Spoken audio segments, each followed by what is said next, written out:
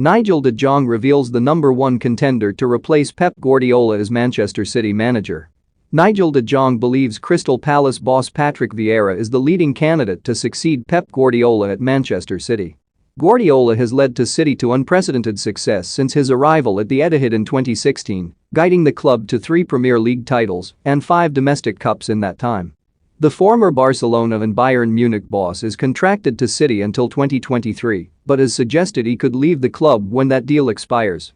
Former City midfielder De Jong hopes to see the Catalan remain in Manchester and replicate the sort of dynasty Sir Alex Ferguson created across town at Old Trafford.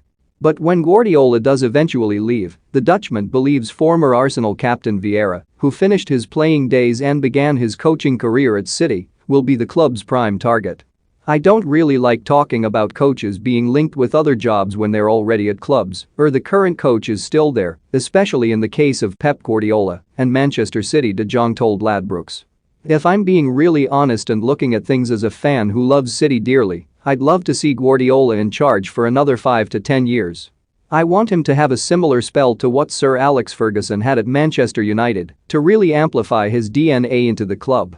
Nigel de Jong rules Man United out of top 4 race and names teams battling for final place. Michael Owen makes Premier League predictions for Chelsea, Man City and Man United fixtures. Dortmund set deadline for Man United and Man City target Erling Haaland to decide future. "The one thing that's always certain in football, though, as a manager, is that you're going to move on, be it by getting sacked or by walking.